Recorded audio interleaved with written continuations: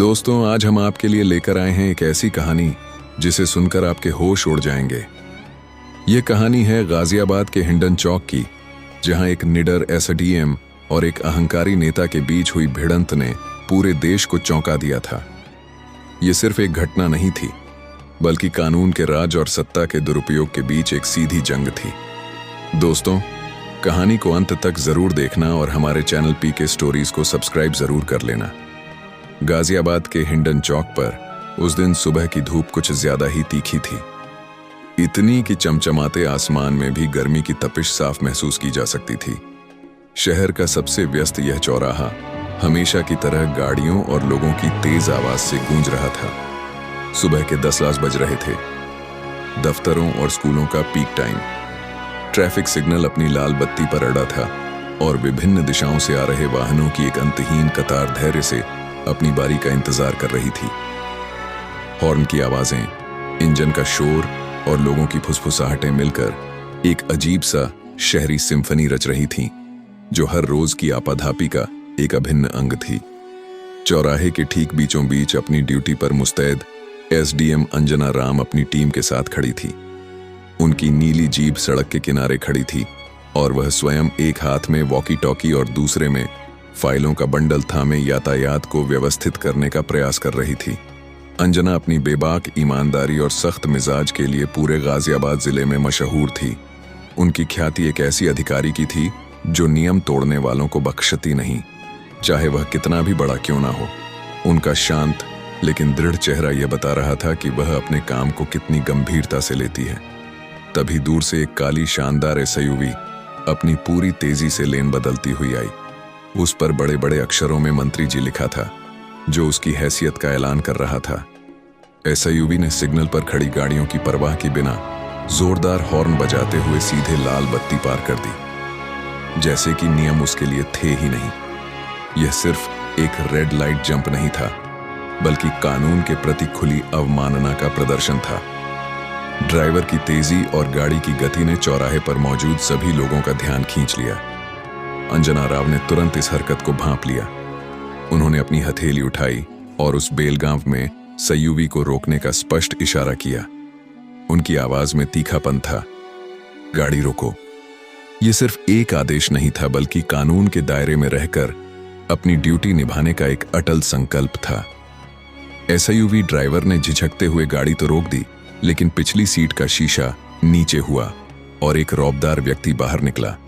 ये थे कैबिनेट मंत्री श्री राजेंद्र प्रताप, जिनका पूरे गाजियाबाद में टूटी बोलती थी। उनके चेहरे पर सत्ता का अहंकार साफ छलक रहा था, एक ऐसी अकड़ जो उन्हें शायद कभी किसी के सामने झुकने नहीं देती थी। उन्होंने अपनी महंगी घड़ी पर नजर डाली और फिर अंजना की ओर देखा, जैसे कि उन्हें कोई मामूली बाधा दिखाई दी हो। उनकी आंखों में गुस्सा और हैरानी थी कि कोई उनकी गाड़ी रोकने की हिम्मत भी कैसे कर सकता है। तुम्हें पता नहीं मैं कौन हूं? मंत्री जी का अहंकार, यह क्या मजाक है? राजेंद्र प्रताप ने लगभग चिल्लाते हुए कहा। उनकी आवाज में क्रोध और उपहास दोनों थे। तुम्हें पता नहीं मैं कौन हूं? मेरी गाड़ी रोकने की तुम्हारी हिम्मत कैसे हुई? मुझे एक जरूरी मीटिंग में पहुंचना है।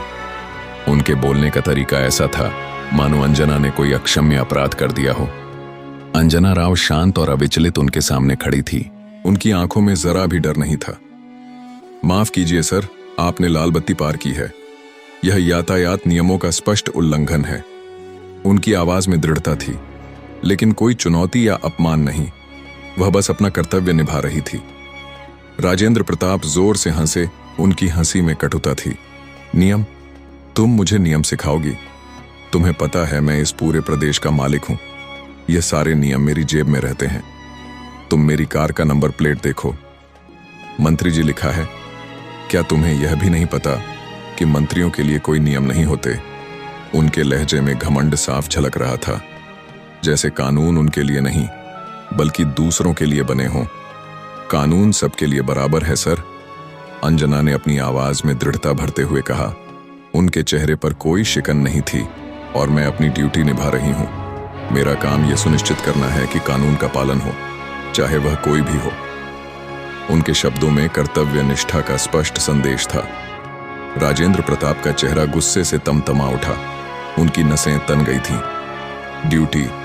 तुम जैसी एक छोटी मोटी अधिकारी मुझे ड्यूटी समझाएगी? तुम्हें मेरी बात माननी चाहिए, सवाल नहीं उठाने चाहिए। यह सब करके तुम अपनी नौकरी खतरे में डाल रही हो। उन्होंने अंजना को डराने की कोशिश की, अपने पद और शक्ति का दुरुपयोग करते हुए। अंजना ने सीधे उनकी आंखों में देखा। उनकी नजरें मिली और अंजना की आंखों में जरा भी डर नहीं था, बल्कि एक फौलादी दृढ़ता थी जो किसी भी तूफान का सामना करने को तैयार थी। सर, मैं अपनी वर्दी की कसम खाकर कहती हूं कि मैं अपना काम पूरी निष्ठा से करूंगी। आपको जुर्माना भरना होगा। उन्होंने अपने जेब से चालान बुक निकाली। यह उनके अडिक्ट संकल्प का प्रतीक था। अपमान का थप्पड़ और एक निडर अधिकारी का पलटवार राजेंद्र प्रताप ने एक पल के लिए अंजना को घूरा, मानो उन्हें विश्वास ही ना हो रहा हो कि कोई उन्हें चुनौती देने की हिम्मत भी कर सकता है। उनके दिमाग में शायद कभी किसी ने उन्हें इस तरह से रोका नहीं था। फिर उनके चेहरे पर एक घिनौनी मुस्कान उभरी, जिसमें तिरस्कार और क्रोध का मिश्रण था। तुम्हारा घमंड तोड़ना होगा, उन्होंने फुसफुसाया। उन्होंने अपना हाथ उठाया और अंजना के गाल पर एक जोरदार अपमानजनक थप्पड़ जड़ दिया। थप्पड़ की आवाज इतनी तेज थी कि आसपास के कुछ लोग सिहर उठे। पूरे चौराहे पर सन्नाटा छा गया। वाहनों का शोर थम गया। ड्राइवर ने भी भयभीत होकर अपनी गर्दन अंदर खींच ली। आसपास खड़े लोगों की भीड़ अवाक होकर इस दृश्य को देख रही थी। कुछ लोगों ने अपने मुंह पर हाथ रख ली।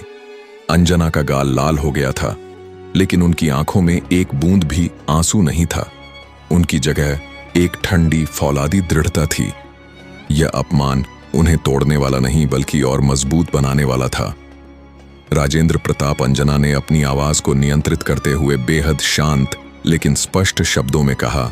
उनकी आवाज ऐसी थी जैसे हर शब्द में लोहा भरा हो।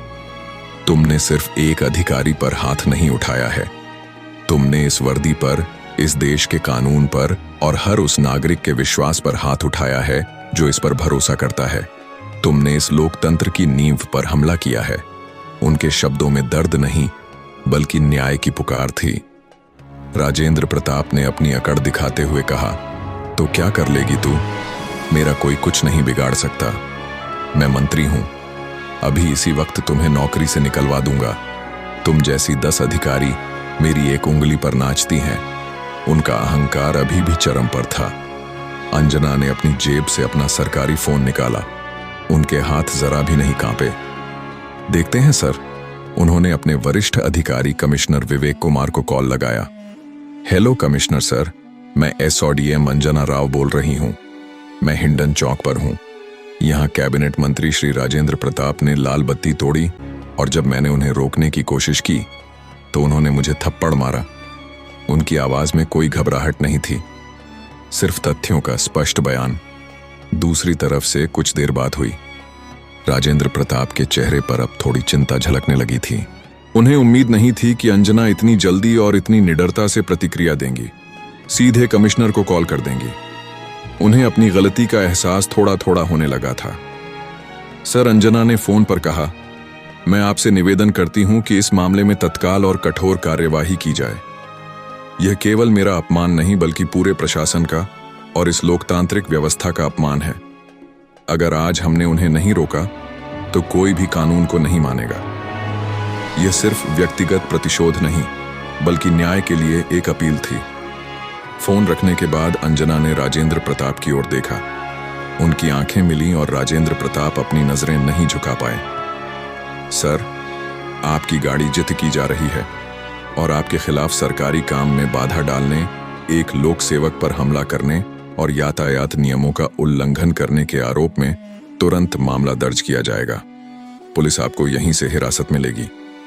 अंजना के चेहरे पर अब कोई हिचक नहीं थी। राजेंद्र प्रताप ने गुस्से में भड़क कर कहा, तुम पागल हो गई हो। तुम्हें पता नहीं तुम किसके साथ पंगा ले रही हो। मैं तुम्हें देख लूंगा। उनकी आवाज में भय और गुस्सा दोनों थे। तभी दूर से पुलिस सायरन की आवाज तेजी से सुनाई देने लगी और कुछ ही मिनटों में पुलिस की कई गाड़ियां, जिनमें कमिश्नर की आधिकारिक गाड़ी भी थी, मौके पर पहुंच गई। स्वयं कमिश्नर विवेक कुमार अपनी टीम के साथ वहां मौजूद थे। कमिश्नर ने भीड़ को हटाकर रास्ता बनाया और सीधे अंजना के पास आए। उनके चेहरे पर चिंता और दृढ़ संकल्प दोनों थे। कमिश्नर ने अंजना की ओर देखा। मैडम, आप ठीक हैं? उनकी आवाज में सम्मान और चिंता दोनों थे। अंजना ने बस धीरे से सिर हिलाया। उनके गाल पर थप्पड़ का निशान अभी भी साफ दिख रहा था, जो उस अपमानजनक घटना का गवाह था। कमिश्नर ने राजेंद्र प्रताप की ओर रुख किया। उनके चेहरे पर अब कोई नरमी नहीं थी। राजेंद्र जी, आपको यह सब करने से पहले 10 बार सोचना चाहिए था। आप एक जनप्रतिनिधि हैं, कानून बनाने वाले हैं, तोड़ने वाले नहीं। यह बेहद शर्मनाक घटना है। कमिश्नर के शब्दों में स्पष्ट संदेश था कि कानून से कोई बड़ा नहीं। राजेंद्र प्रताप अब बुरी तरह घबरा गए थे। उन्होंने कमिश्नर को मनाने की हर मुमकिन कोशिश की, अपने रसूख और पद का हवाला दिया, लेकिन कमिश्नर का चेहरा सख्त था। राजेंद्र प्रताप, आपको कानून के उल्लंघन और एक सरकारी अधिकारी पर हमले के आरोप में गिरफ्तार किया जाता है। यह एक गंभीर अपराध है। पुलिस ने बिना किसी देर के राजेंद्र प्रताप को हिरासत में ले लिया। उनके समर्थक और ईसीयूवी ड्राइवर सन्न रह गए। हिंडन चौक पर मौजूद भीड़ ने जोरदार तालियां बजाना शुरू कर दिया। कुछ लोगों ने जय हिंद के नारे भी लगाए। अंजना राव अभी भी अपने स्थान पर अड़ग खड़ी थी। उनके चेहरे पर एक अजीब सी शांति और दृढ़ता थी। उन्होंने दिखा दिया था कि सत्ता के अहंकार में चूर लोगों को एक ईमानदार और निडर अधिकारी कभी नहीं झुका सकती। एक मिसाल, एक सबक। उस दिन के बाद अंजना राव का सम्मान और भी बढ़ गया। उनकी बहादुरी की खबर पूरे देश में फैल गई। उन्होंने यह साबित कर दिया था कि वर्दी सिर्फ एक पोशाक नहीं है, बल्कि न्याय, कानून और नैतिकता का प्रतीक है, और कोई भी इसे रौंदने की हिम्मत नहीं कर सकता। राजेंद्र प्रताप के लिए यह एक कड़वा और सार्वजनिक सबक था कि अहंकार और शक्ति का दुरुपयोग हमेशा भारी पड़ता है और कानून से ऊपर कोई नहीं होता। यह घटना एक मिसाल बन गई कि लोकतंत्र में कोई भी व्यक्ति कितना भी प्रभावशाली क्यों ना हो, कानून से बड़ा नहीं हो सकता। तो दोस्तों, आपको यह कहानी कैसी लगी? अगर अच्छी लगी हो तो प्लीज हमारे चैनल पीके स्टोरीज को सब्सक्राइब और वीडियो को एक लाइक जरूर कर देना, जिससे हमारा हौसला और भी बढ़ता रहे। धन्यवाद।